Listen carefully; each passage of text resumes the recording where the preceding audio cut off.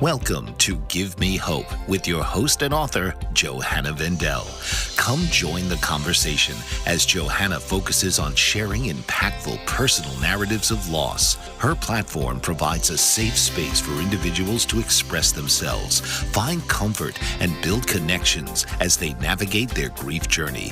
So now, please welcome the host of Give Me Hope, Johanna Good day, Vendel. everyone, and welcome to Give Me Hope with Johanna. Today, I want to start to share something about myself, which has happened recently, and I am very excited to share some wonderful news. I am thrilled to be recognized as a finalist for Author of the Year 2025 by the International Impact Book Awards on their platform. I am chosen for the category of self-help for life transitions.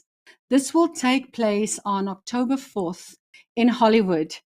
I cannot wait for this event and to celebrate this moment with you all. I'd love to tell you more about my book that helped me reach this exciting milestone for Author of the Year 2025. Grief is something that has been with me for a very long time in my life. Grief is part of life that everyone will experience at some point in their lives. Losing a loved one brings deep sorrow that changes our lives forever. This can happen suddenly through an accident or can happen gradually through illness. Grief can have a strong impact, leaving a lasting mark on our lives.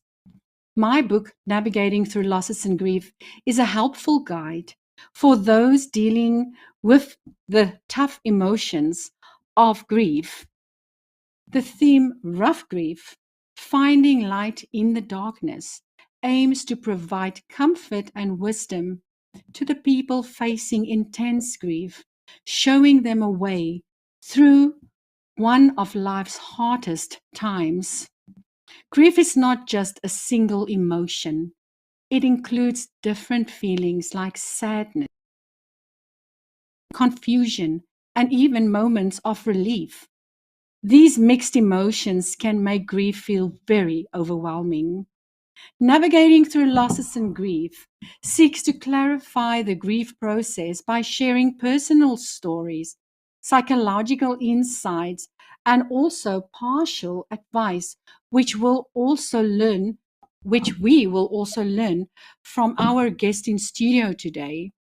My book presents relatable experiences like resonate with the readers to help with expert guidance on managing emotional turmoil in their lives. The book also emphasizes that even during the deepest of heartache, there are ways to find hope and purpose, encouraging people to discover strength and resilience despite their sadness.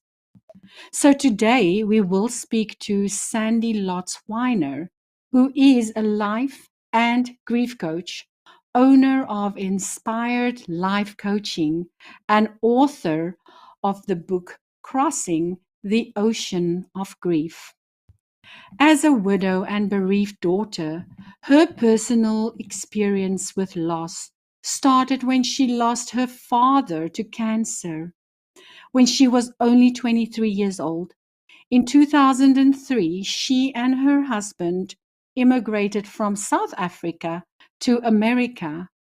She then lost her husband, Tony, in 2017, and not long after that, she also lost her mother that same year. All of this motivated her to help others navigate grief. After losing her pharmacy job during COVID, Sandy then trained with a grief expert, David Kessler, and launched her coaching business. After that, her book was published in October of 2023, and she co-hosts a podcast with her sister Maya. Sandy believes that no one should grieve alone and emphasizes the power of community and storytelling. By embracing the power of community and storytelling, she can help people go through different kind of losses. Lost in grief, she chose to trust the universe and discovered that gratitude became the key of her healing, empowering her to build a new chapter in her life. So let's welcome Sandy Lotz Weiner today. Hi, Johanna. Thank you very much for that beautiful introduction. And what an honor to be on your podcast today. You are very welcome. Thank you. I have been watching you from the sidelines for a while. And it's funny that we cross over with the same industry, some of the storylines. And Yes, like you, hope for me is the starting point of being able to navigate through grief and loss in this lifetime. definitely, definitely. We all need that someone that sometimes can listen to us. So guess what I have? My book. How Uh, lovely. Personally, I just want to say thank you so much for sending me one of your books. And I know you from somewhere, and you said thank you for inspiring you to write your book. Still, I Okay. don't really know how we met and things like that, and how you then sent me a book, because this has been even before I started with I was busy with my books and my story and everything. And yeah, but first, please introduce yourself and tell the listeners who you are. And yeah, let's get this started. Okay, let's get the party started, is what you're saying. So let me quickly say to you how we met. It was on Facebook. We happened to be in one group, South Africans in Canada and the USA Facebook group. Yeah, And at the time that I was writing my book, I wanted to gain a little bit of insight into other people's losses. And I took the bold, brave step of reaching out to people in this group because I felt safe in this group. And you were one of the people that returned some information to me and volunteered so much of your life story. What a yes, brave, bold thing to do. And that is yeah, why when the book came out, I tried to get hold of the people that helped me navigate. It takes a lot to put a book out there, as you know. And so you yes, need a lot of definitely. encouragement, that you're on the right Wow. path. And you were one of the people that were willing to share your story. And I realized Wow. that that is really what it's about. We need to tell our story many times, actually, more than once, because that's where the healing happens, right? Definitely. I definitely agree with you there.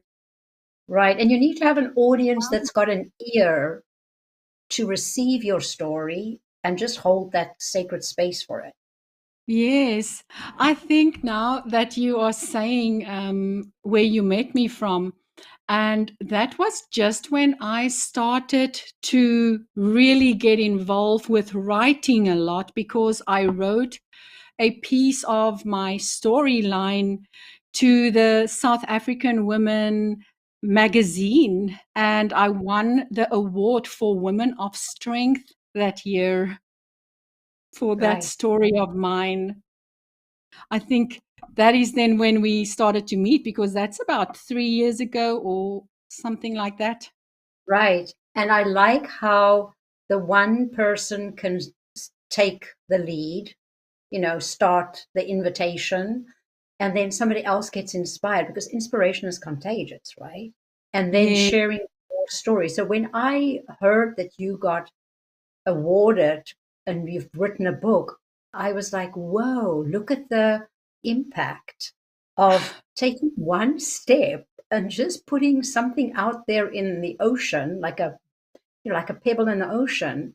And then there's this ripple effect. And here you are, a finalist for a book award, a second book. I mean, it's like that is exactly how this work in this healing industry that we're in. And it's not dissimilar when you work with people in grief. We give them hope because at the beginning, when you're so devastated, you have no hope, right? And so Yes, you need somebody to hold that hope until you can find your own. And definitely, then it's an definitely. energy that you can start working with. And Yes. so and I just want to say something else. I also believe in the divine timing, right? So I lost my pharmacy job actually after I finished my David Kessler training the same Oh, month.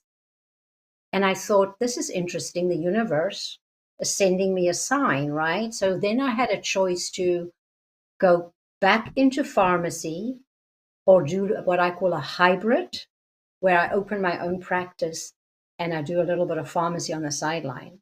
And that took a lot of courage and faith because I'm saying no to kind of a nice income stream.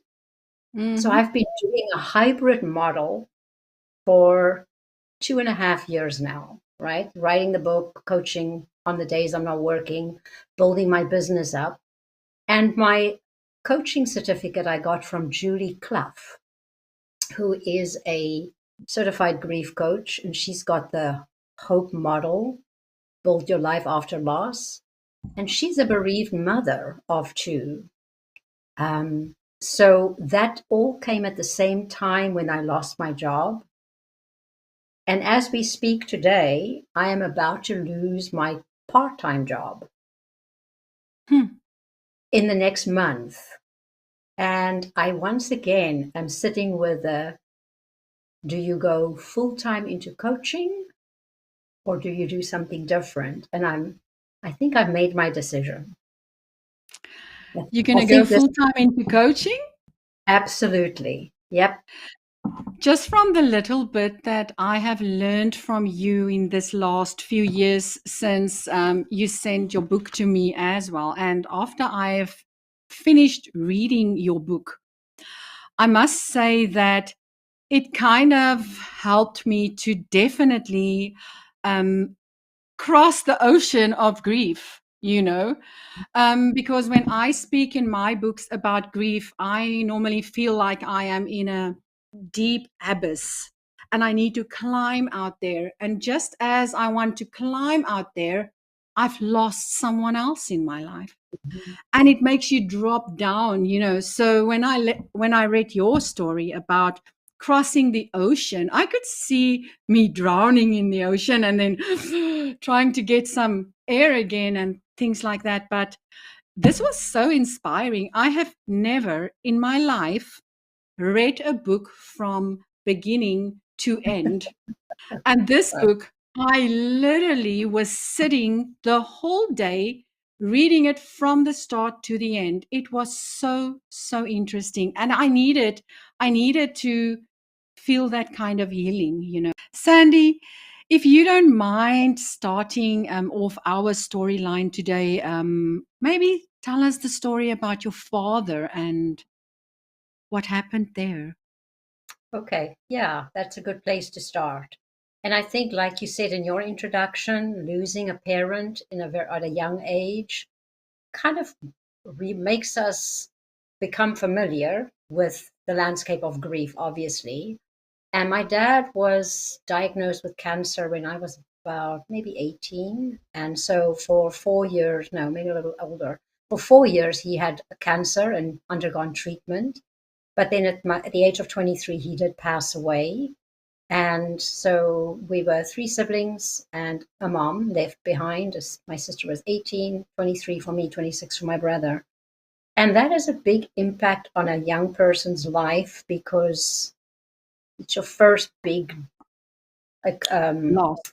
loss that you have to deal with, and it's really in your own home. And it depends on how your parents or the society that you're in handles it, because at that point we're looking around to see how it's to mirror what the other Mm. people or the adults are doing in the room.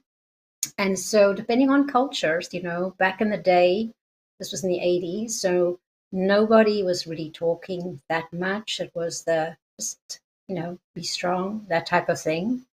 Um, Keep stiff upper lip, a little bit of the British upbringing. You can Mm, do this, muscle through. And if I think back, it's so different today. People did not really ask me, how are you feeling? The consensus was always, so how's school going? Because I think that was the measure. If I'm still managing to get my grades, then I must be okay, right? mm, And I also realized that the loss is permanent. So even though we build new chapters and we go on to have beautiful lives with people we haven't even met at the time of the loss, that loss is with you. And you have to find a home definitely. in your inner world, in your spiritual life, in your lifestyle. There are times Mhm. that you want to converse with that person. And so, although their physical body is no longer with you, they have a very big influence on the rest of your life. I mean, as a young adult, you still want to go to your parent for guidance. And I did. And so I think that's when you start realizing that you can journal, you can Yeah, talk, you can have rituals, you can have traditions, and you can reminisce with a family around the family stories to keep that person's memory alive. Because definitely.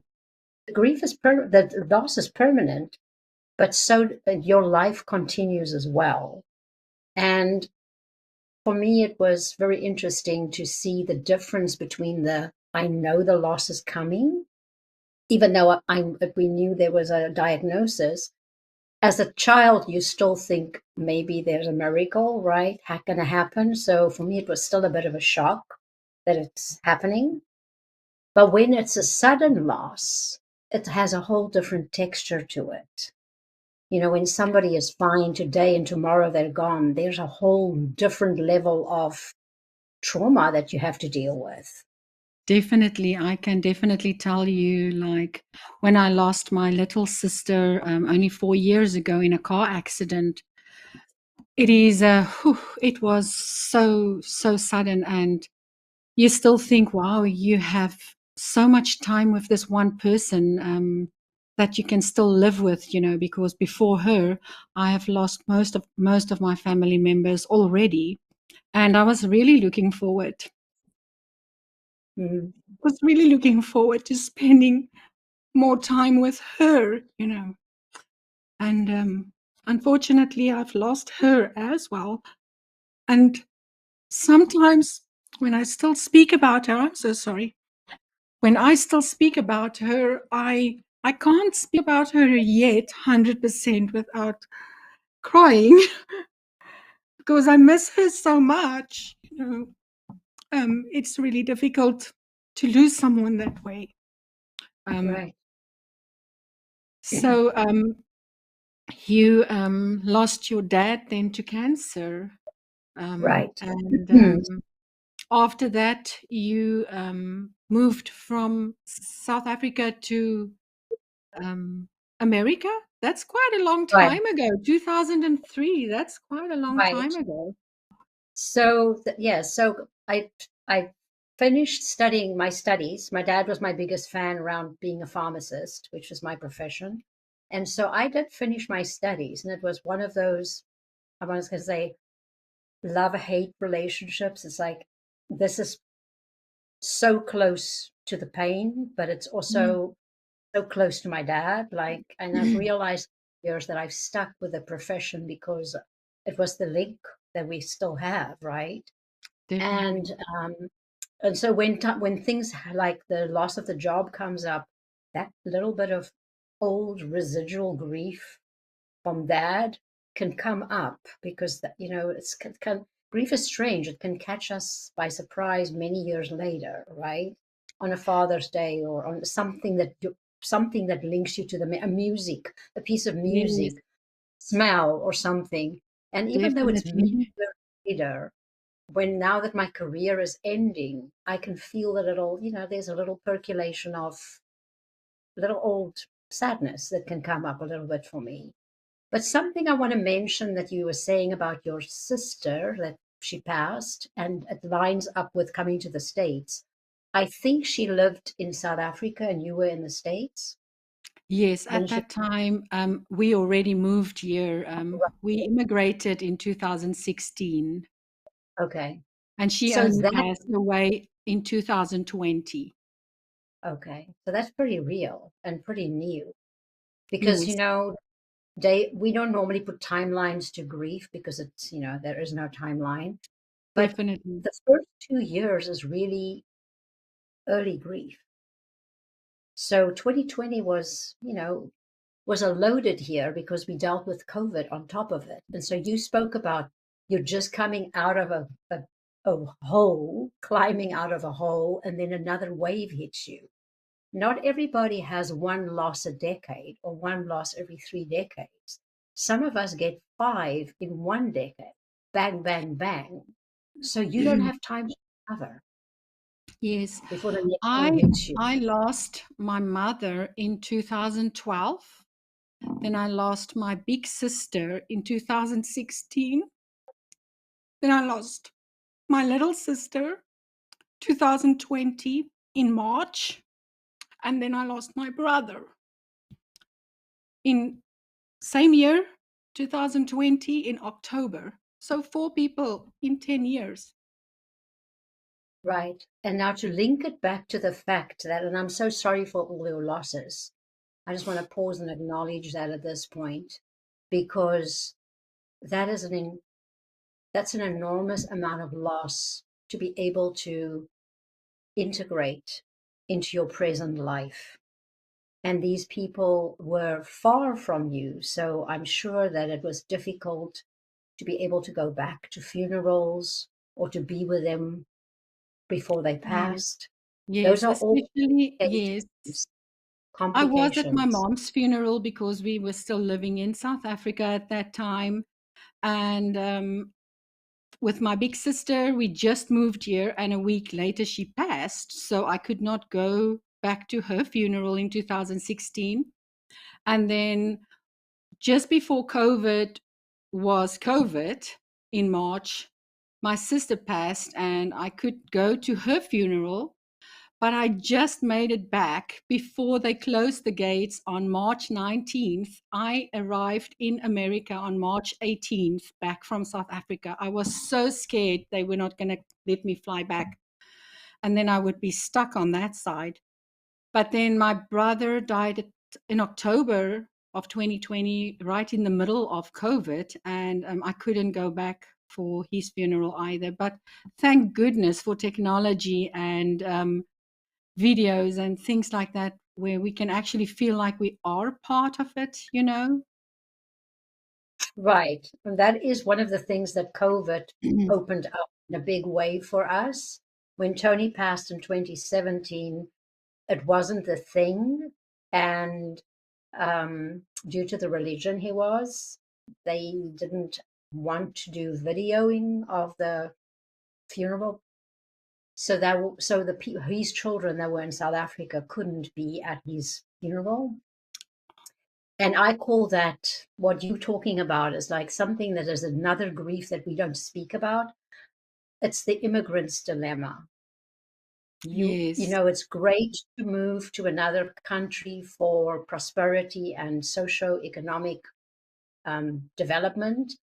But when this happens and you want to be at a life event, be it a birth, a funeral, a christening, a wedding, and you can't, that is tremendous grief that can come yes, up for both parties, the people that didn't immigrate because you're absent from their life events, and the people that did immigrate. So it's very difficult to sometimes get to the acceptance because we're not in their time and space to see the absence of the person. For instance, my sister-in-law passed during COVID, and it was a concept for me until I went back and went into her home and she was absent. Then it really hit me. You know what I mean? It's like my brain yes, accepted that she's gone. my body came on board when I could feel the absence of her physical presence. Yes. So that Well, can also make grieving a bit more difficult. delayed or right, more Yes. difficult. It's layered is the word I want to use. Yeah. So, how long were you and your husband married before he passed? We were together 29 years, of which we were married at that point for 21 years of marriage. So it is so interesting that I find when I work with clients that have had long relationships, we we like to ask the question, how many years have you had? And whether it's 30 years or 50, if it was a loving relationship, it wasn't enough. Like you were saying, you Yes. still wanted time with your sister, right? It's never Yes, enough. So, definitely. and that is a mark of a great relationship, obviously, but it's also, yeah, the fact that you had the 30 years doesn't mean you didn't want more. But that's also Yes. where I flipped the script on myself a little bit because I realized I had 30 years. A lot of people don't even get 10. Yes. I know never they never have anybody. They don't, they never really have a great relationship.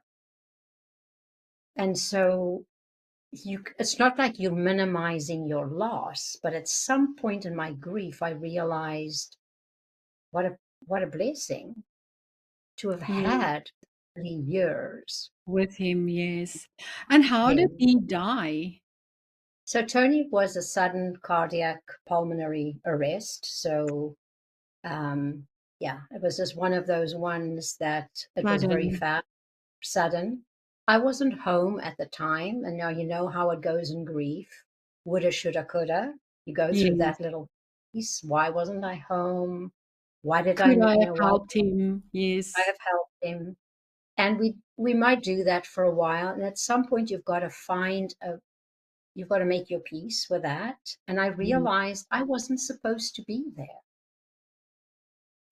I You see, wasn't supposed to. I definitely believe that God makes things happen for us so that we sometimes are not supposed to be there because He wants you to remember that person the way he was.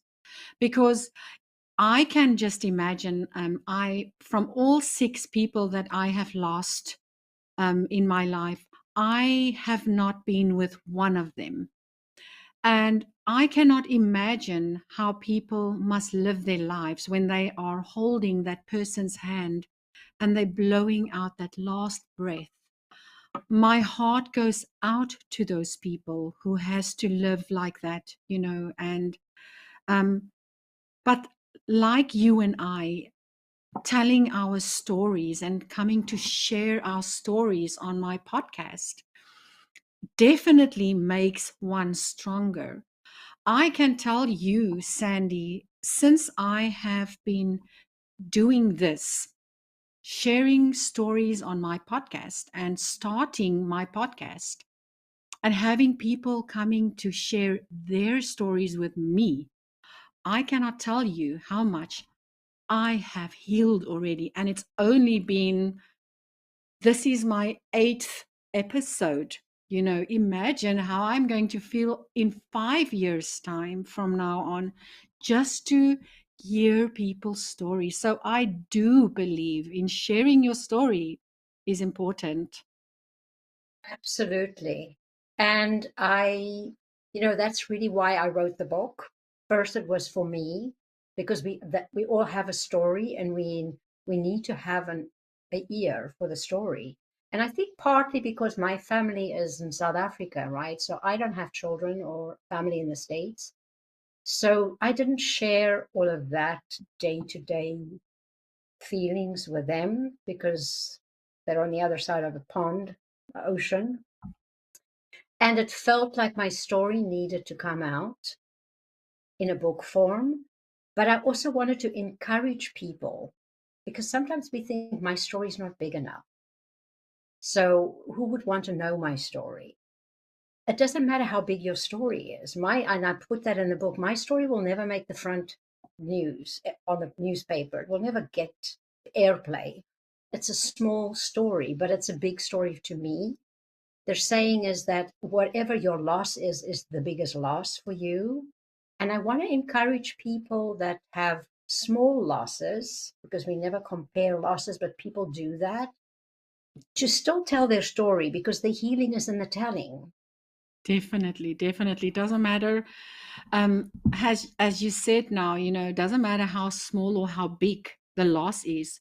For that one person, the loss might be bigger than what you think it should be, because you don't know what kind of relationship that person had with that person that lost, that died. And Right, you have no idea the relationship. And because of that uniqueness of each individual's loss and each individual's little story that they brought into your life, there's no way people can say one loss is bigger than the other because of that reason. right. And that is the reason to do a book, to inspire people to do the grief work. And like you're saying, you were called to write a book, and then you were called to do the podcast. And that's all part of your healing journey. And along the way, you are helping other people spread their story. The people you interview help Yes. those who are needing to hear the story. And there's that ripple thing going on again. And there's another thing we sometimes think, I have to wait till I'm healed, ED at the end, which I don't even think we ever healed completely, because we are alive and things are still happening to us. We continue to I heal, grow, and agree. evolve. I And we agree. can help at any part of that trajectory. We don't get to a place where now we know how to do grief. I'm telling you, the next big loss will make me go back to the basics. And not I'm not immune. You don't get a blueprint or a cheat sheet or you are going to go through the same emotions, and you're going to have to navigate the landscape again, right? And it Yes. does have a lot to do with the type of relationship. Did you live in the same household? How close was the relationship? Even Yes. if the relationship wasn't close, for a lot of Yes. people, the surprise is they're still grieving, and they're Yes. grieving the relationship they could have had, maybe, right? So let's talk about your life coaching a little bit. And if you don't mind putting up a picture for us, that is her book, Crossing the Ocean of Grief, and that is then her certified business. So tell us a little bit more about your business, Sandy, and what you can offer people. Okay, so my business really evolved ever since, I wasn't in the healing profession. So for me, it was first life coaching. And then I realized a lot of people seem to hit a place in their life where they're not continuing to grow because there's something that wasn't acknowledged, maybe.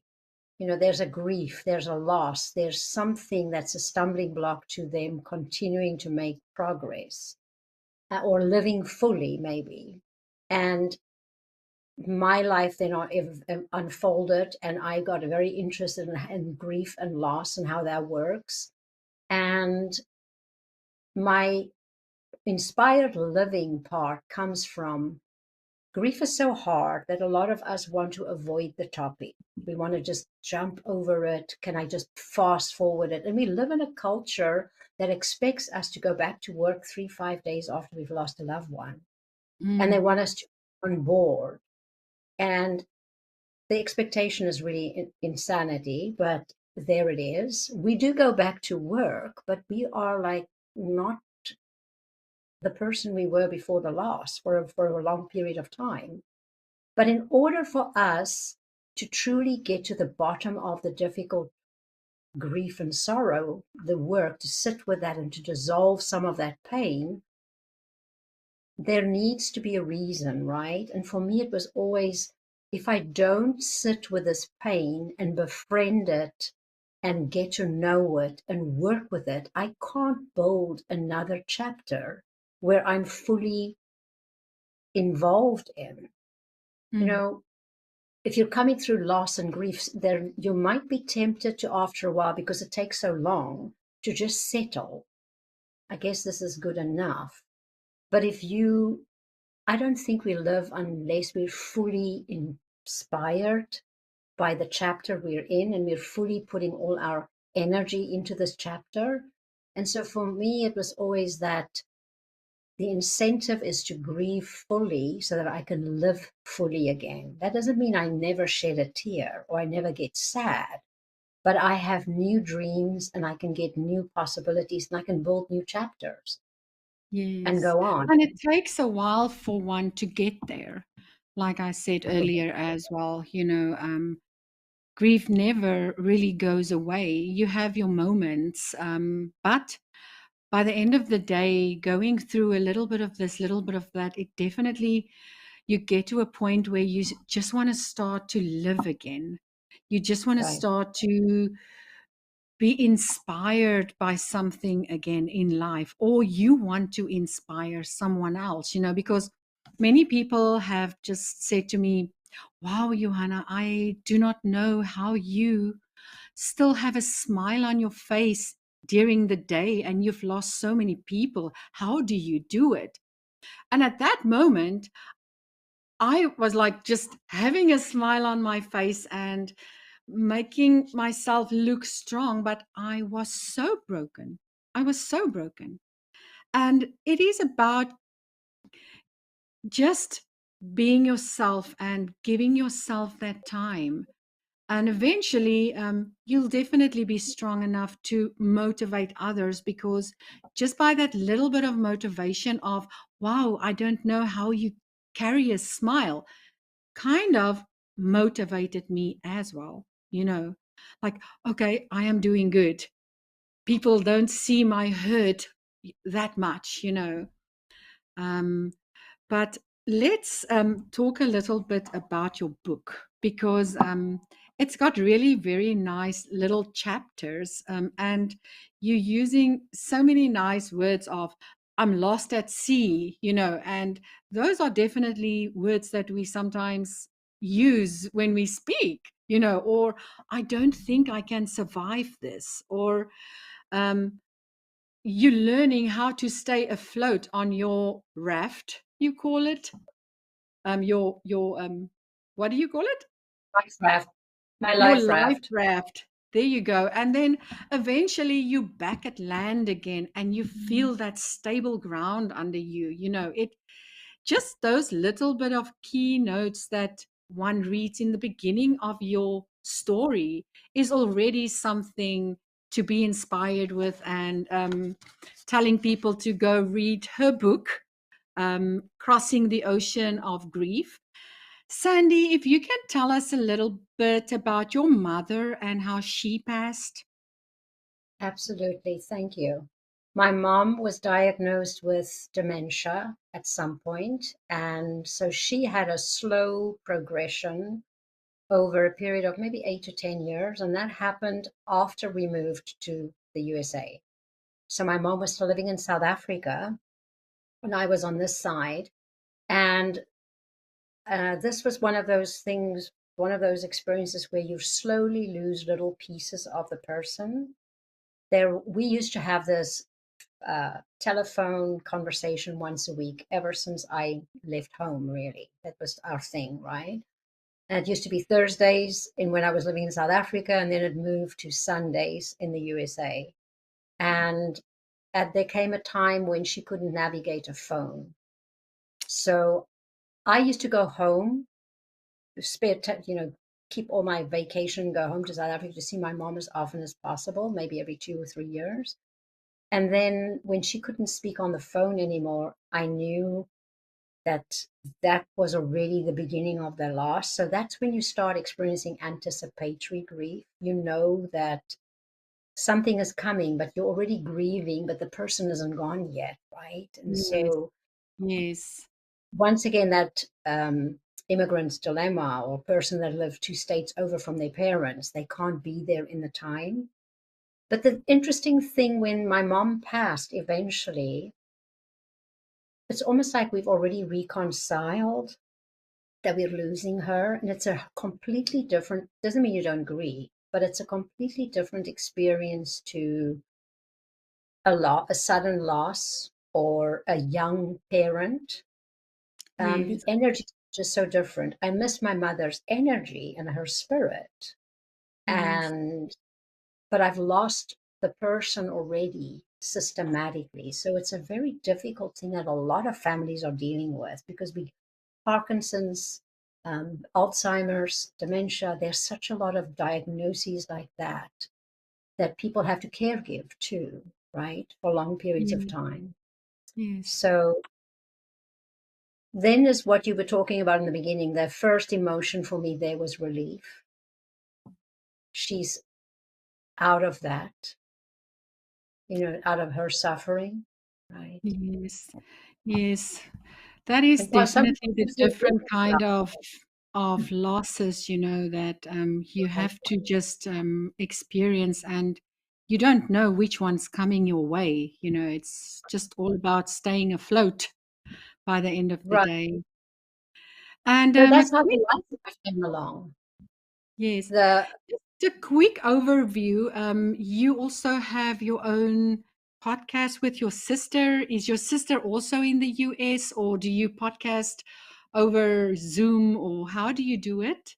Right. So South Africa. So she's on the east coast of South Africa. And so we do a podcast. We record our podcast at the new moon and we release it at the full moon. So one a month. We started that in November last year, and we did 6 in a series of Crossing the Ocean of Grief, which is available on my website. And the umbrella for our podcast is Ocean of Abundance. And so that comes about with, once you've crossed the ocean of grief and you've back on dry land, at some point you have to put your foot back into the ocean of abundance, right? Yes, yes, And so whatever you need to do to heal, and whatever modalities you need to bring into your life and your lifestyle, because I want mm, to make a point of that, because grief doesn't really leave us. So you're looking for lifestyle skills. It's not like I'm going to get over this, I'm going to get better, yes, but I continue to have to do whatever it is in my daily practices to keep me grounded, because life keeps happening, right? And so yes, you have belief in a higher power or God, or your daily rituals or your meditation practices. And so that's where the two of us overlap with, how do we get the practical skills to keep us on that life raft, very so nice. that we can face the next wave that might be coming our way, Yes. right? Well, this is such an interesting story to get to know you better. And our time has unfortunately run out. And we will have to just catch up on phone or something. But thank you so much for joining me today on my show and coming to share your story with my viewers. I really appreciate your time. Thank you for joining us. Thank you for giving me this time to show my book and my work and my information. I You're will be very watching welcome. the red carpet in Hollywood. Can't wait. I'm But it's so so excited. interesting that today I is will the fourth. definitely keep my viewers updated on that, and share something here and there as things are progressing and happening. But I am very grateful for all my followers. But really, thank you so much for joining us. We'll speak soon. All right. Thanks, Johanna. You have a good day. You too. Bye bye. Bye. Well, that was Sandy Lotz Weiner, and we will then get back next week with a new story, and we will be speaking to another girl who has lost her father, Caitlin, and she will be sharing how she is navigating through her loss, and also her illness that she has. So I'm looking forward to speaking to Caitlin then next week.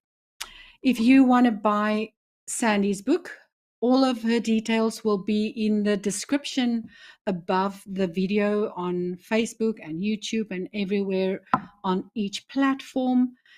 But thank you very much for watching us today, and we will be back next week. This has been Give Me Hope with your host, Johanna Vendel. Join Johanna each week and harness the transformative power of storytelling to facilitate healing and growth. Wednesdays, 11 a.m.